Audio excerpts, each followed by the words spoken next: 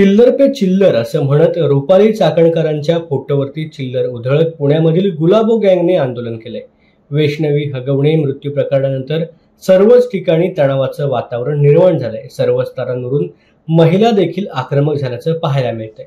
आज पुण्यामध्ये बिटिया फाउंडेशन गुलाबो गँग कडून महिला आयोगाच्या अध्यक्षा रुपाली चाकणकर यांच्या फोटोवरती चिल्लर फेकत चाकणकरांच्या राजीनाम्याची मागणी करण्यात आली।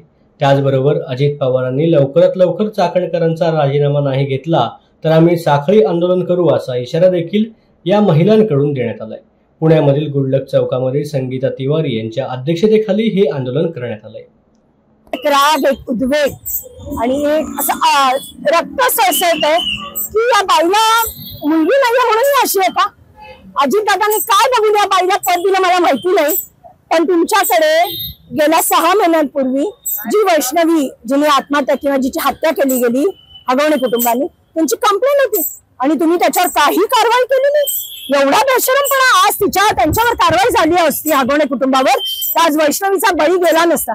आता वैष्णवीची हत्या झाली, आत्महत्या आता पोलीस बघतील, पण या बाई नंतर 8 दिवसांनी जागा झाल्या, त्यांच्या घरी गेल्या आणि जेव्हा आम्ही विरोध करतोय, आम्ही तक्रारी करतोय, महिला काही करत नाहीये, तर तक्रार करणाऱ्या जनतेला ती चिल्लर म्हणते। ती चिल्लर बाई आहे, आम्हाला चिल्लर म्हणणारी, जनतेला चिल्लर म्हणणारी, पुण्यातल्या महिलांना, महाराष्ट्रातल्या महिलांना चिल्लर म्हणणारी बाई स्वतः चिल्लर आहे। तेव्हा अजितदादांनी ताबडतोब हिचा राजीनामा घ्यावा। महिला आयोग पदाच्या अध्यक्ष पदाची गरिमा घालवली आहे।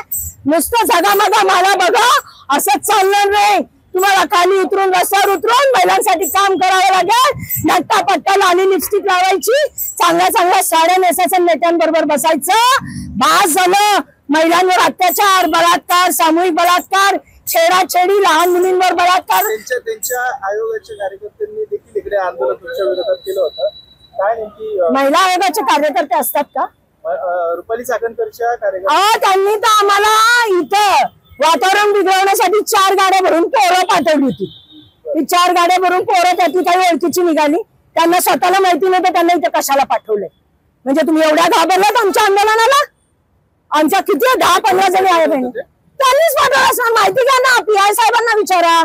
आम्हाला जेव्हा कालपासून टाइम दिल्यानंतर त्याच टायमाला ही पोरं इथं कशी आली आणि कोणती ती पोरं ओळखीची पण नव्हती त्यातली, मग ही पोरं आली कुठनं? घाबरलात का ताई आमच्या आंदोलनाला?